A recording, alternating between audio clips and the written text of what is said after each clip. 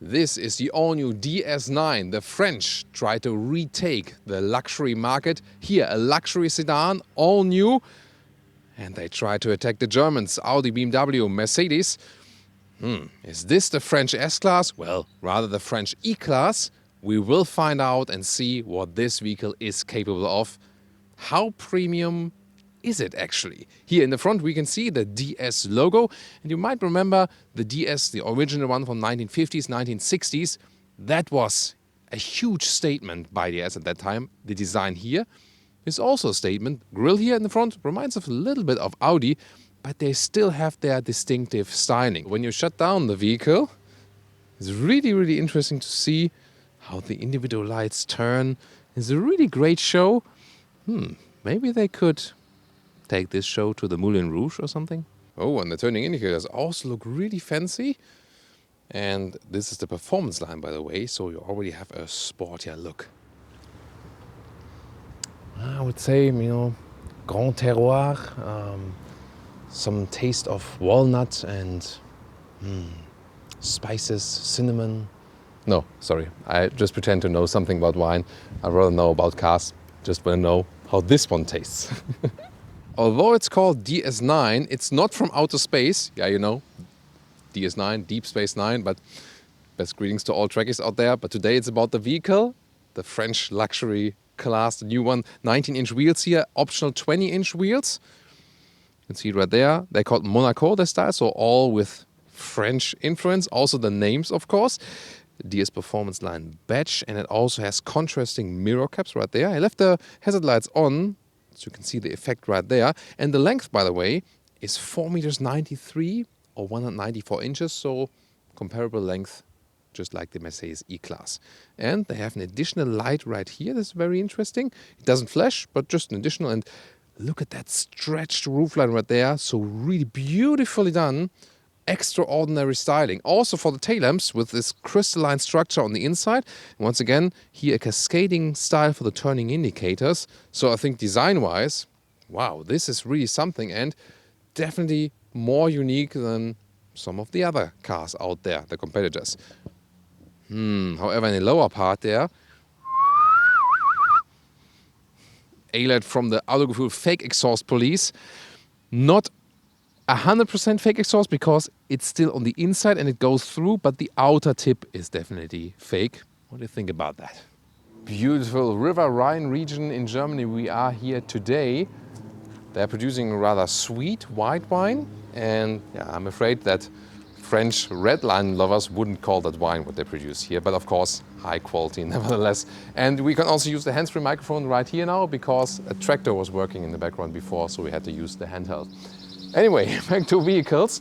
Here, the DS9, interesting, I use the so-called active scan suspension, looks ahead to see what's happening on the road and then adapts the suspension according to it. And when you approach the vehicle, door handles fold out and also the side mirrors fold out. So that's a pretty cool effect. And when you close the vehicle, they go in again. You can also peep, also makes a peeping sound.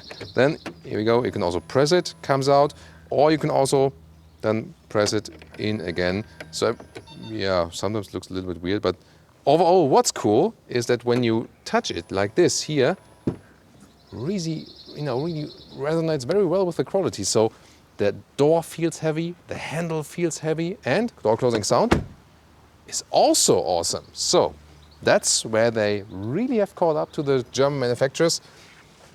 Maybe even better from door closing sound. It's really awesome. Let's check door closing sound in the rear. And also the rear door also feels very heavy. So, parfait. Yeah, another episode d'Autogefuel. A little bit of French today also in our episode. Then here, Alcantara use on the inside. This is the performance line.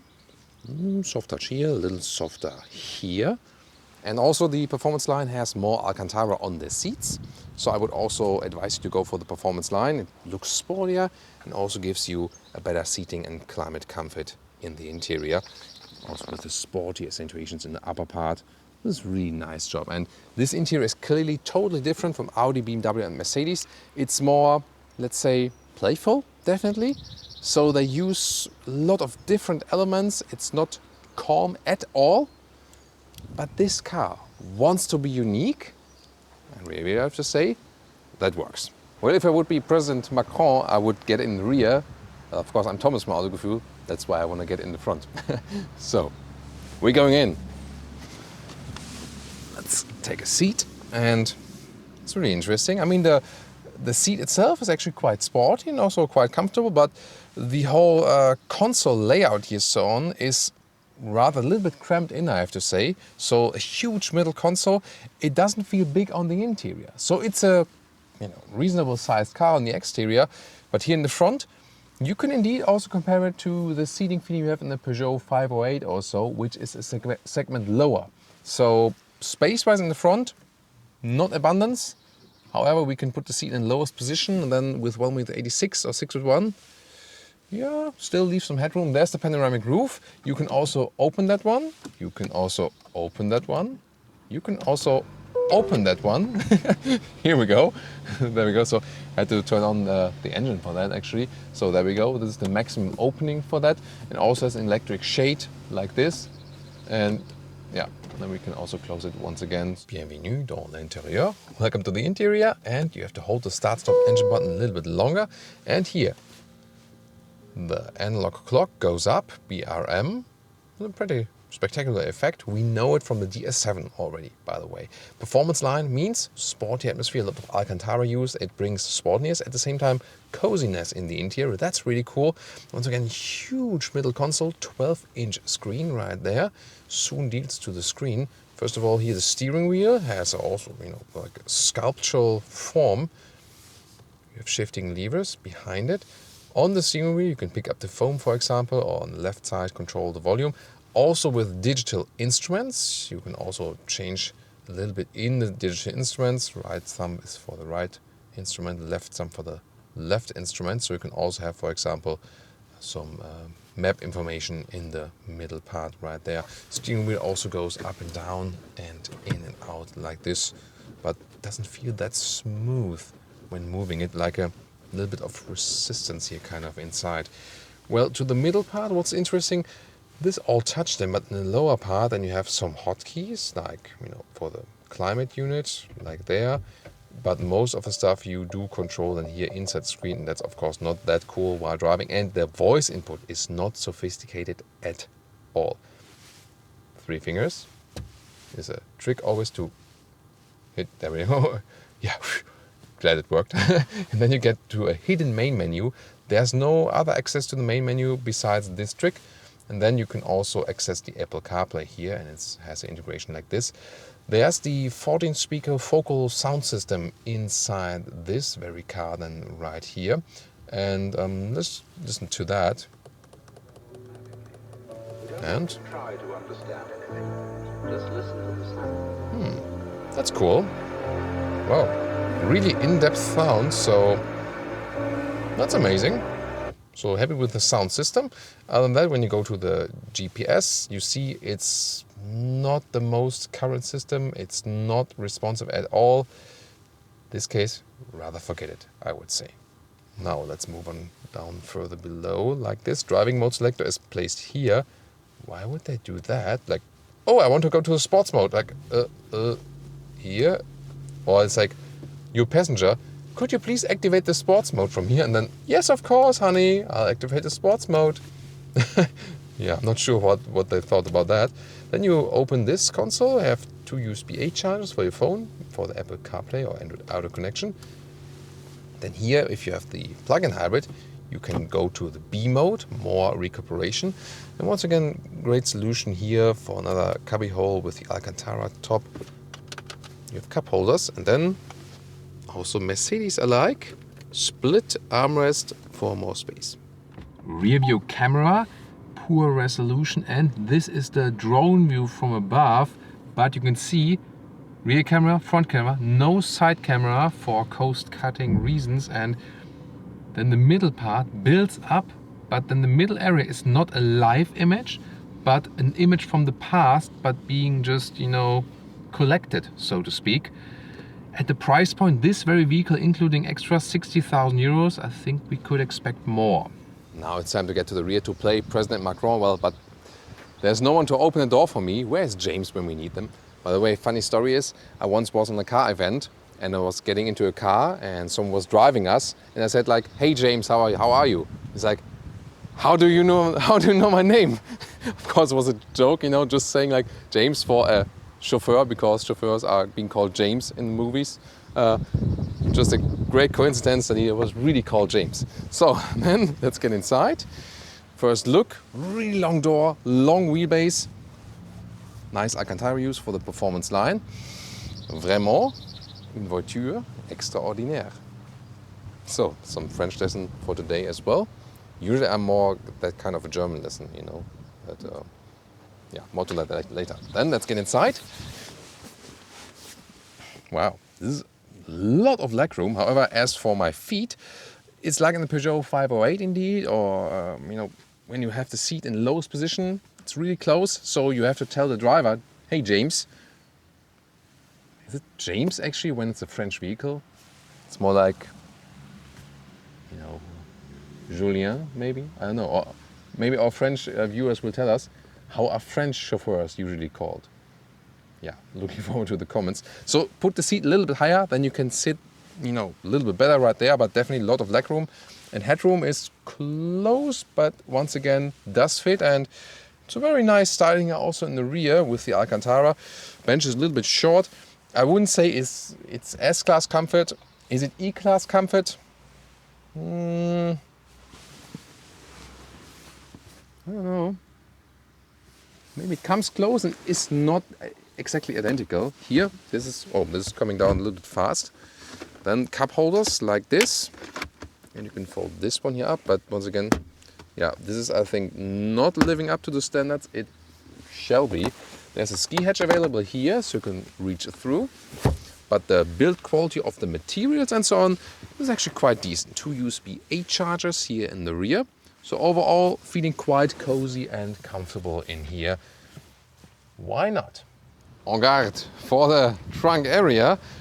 510 liters, and let's check it out. The length is actually 45 inches or 114 centimeters. That's actually good. And also the width is more than 40 inches, more than a meter. That's awesome. Just the height is limited at 18 inches or a little bit more than 40 centimeters. Yeah, if we compare to a Mercedes E-Class, that's not too high in the trunk, but this is the plug-in hybrid model, and they will offer most of the vehicles as plug-in hybrid. So when you compare an E-Class plug-in hybrid, then it becomes more, a better or fair comparison. They installed here this tire repair kit to annoy me, obviously, because you have to take it out first, and then you can lift this one up. And here you have another storage for your charging cable, and then the battery is below that. Or you can have another DS cable store box here. When you put a backpack inside, that's how it goes. You see, it still works also with the backpack. And to fold the seats, this is just, so for hangers and so on, or you can actually secure the backpack there, that it doesn't fly all over the place. Maybe, that's maybe better for shopping bags. But you can also fold the seats, and here in the performance line, you can also have them in a split way. As for engines and power and so on, DS says, well, we don't even want to keep up with the Germans. That's not our primary objective. We rather want to focus on comfort. However, as for the engine choices, 225 horsepower from a 1.6 liter turbo petrol engine, either pure petrol or with a plug-in hybrid. And also a 250 horsepower version of the plug-in hybrid, then with higher range. So you either get a 12 kilowatt hour battery or something a little bit more than 15 kilowatt hour for a little bit more electric range.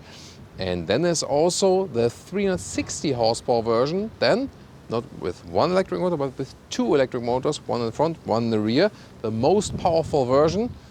Well, and to make the comparison also to the Germans a little bit fairer, we are driving the most powerful one today. See how that goes.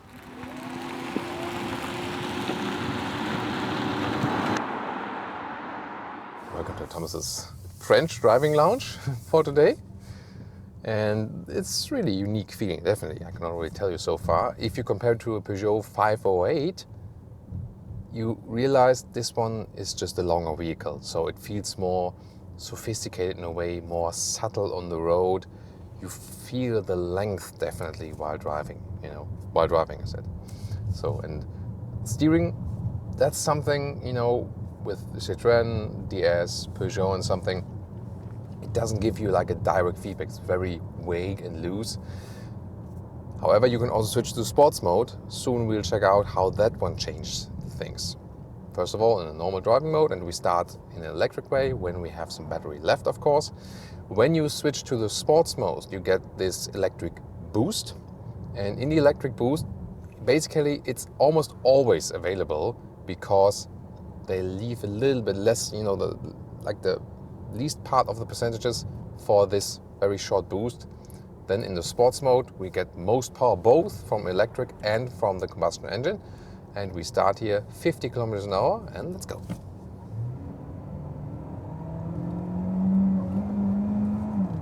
Whoa, and that's 100.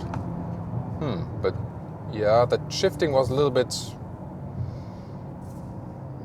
did you see that? So a little bit hesitating here while shifting, so that didn't feel too good actually.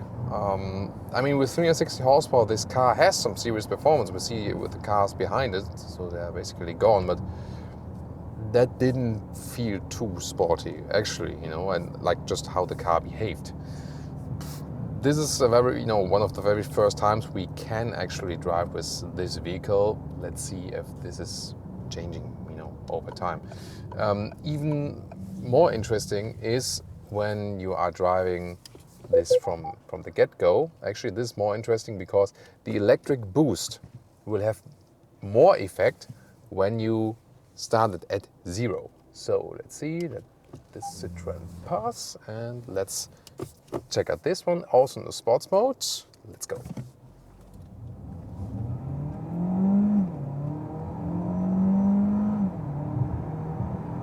That's 100. Wow. That was 0 to 60 miles an hour or 0 to 100 kilometers an hour. That was good now. That was good. So, yeah, maybe that situation there before was, not to the liking of the vehicle. But here, from the get-go, good, electric acceleration. At the same time, also proper shifting from the engine and also quite decent sound. So that went very well. Really nice. So, yeah, that's how things can turn out in a live test. Here in the sports mode, I have a little bit more resistance from the steering wheel. However, still not the best unity of driver and car and so on, but the sportiness is not what this car is focusing on. It's really more this relaxed driving feeling, and that is definitely given. There's another one.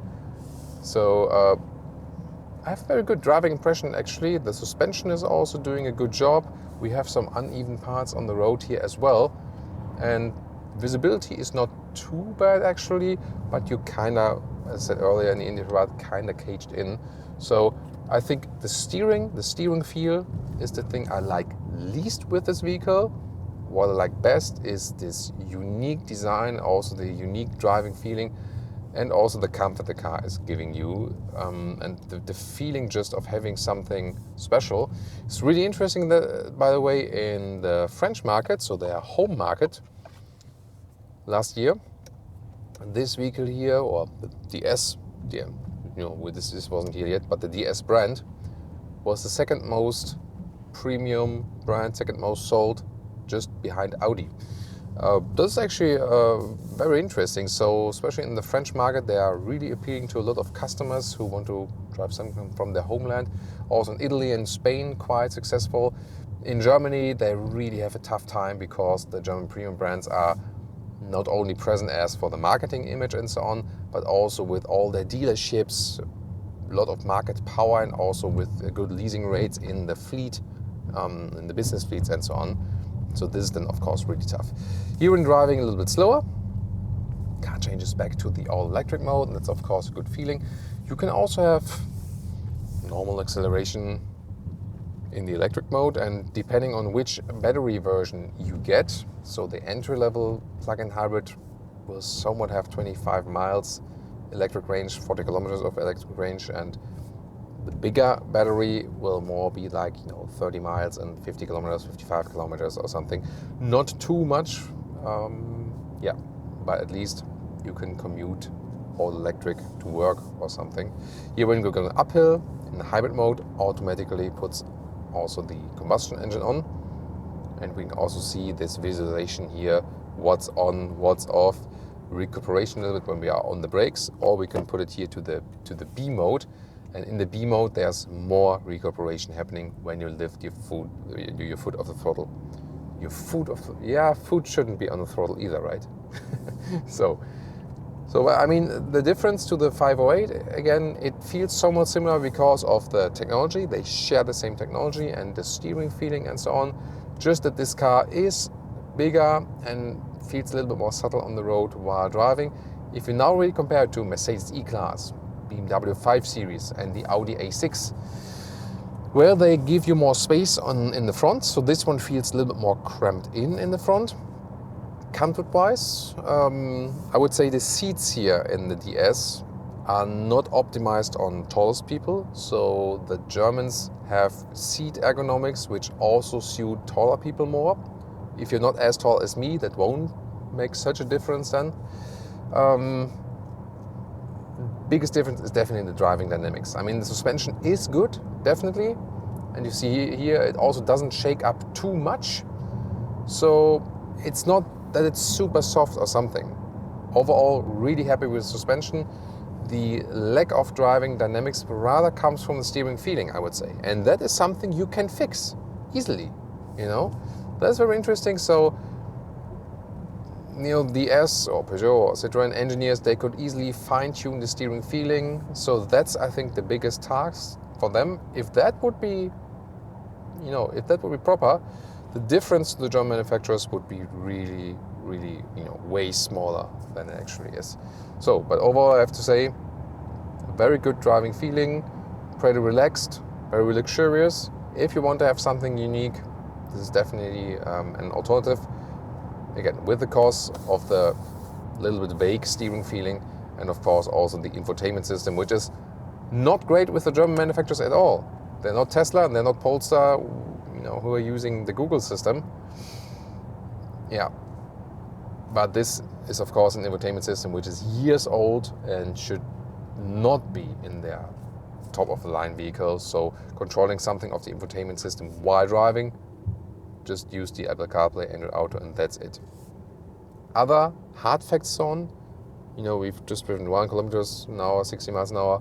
Noise insulation here, top notch. It's really very silent in here. So that also adds to this very relaxed driving feeling. So the wine tasting for today, also in the driving part here, actually very decent.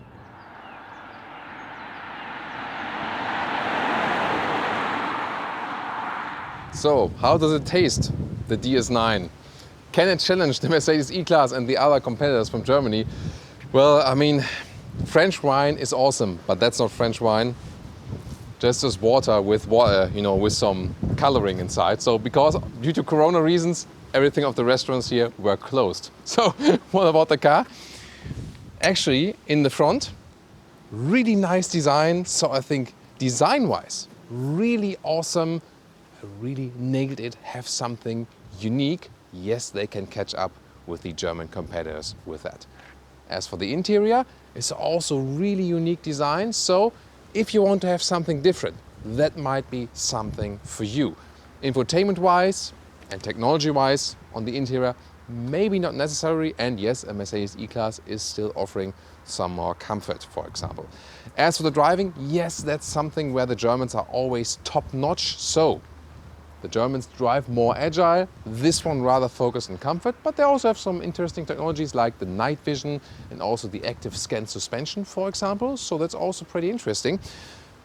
In the rear, it's also quite decent as well seating position, but not as luxurious as you might expect from a segment higher or something, or from the S-Class. So definitely more comparable to Audi A6, Mercedes E-Class, or than the BMW 5 Series, especially lengthwise. So once again, the biggest difference is rather that you don't have the driving agility like you have with the German competitors. And of course, most of the engines are rather low spec as for the horsepower, but you've seen we can also go for a high horsepower version, but you don't get this typical 6-cylinder feeling or something like one of the performance versions of the Germans or something.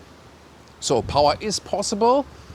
but then rather in this one version, but it's definitely not the focus of the vehicle. So it's a super unique and interesting vehicle, definitely. I would like to know from you guys, what do you think about the DS9? Would you go for this one? Would you pick this one over the German vehicles? To me, driving agility is really important, and you might think, oh, that's obvious, the German would pick the German car. It's totally not about that. I would pick this one, maybe if you think, oh, there are 10 other Audis in my, in my neighborhood, I want to be more unique. If you want to have more driving fun, you would still stick with the German ones. So I would also still pick an E class because I think it's the overall better vehicle. But this one clearly is really appealing to me because it's so unique, especially then here in this very interesting performance line we have here today.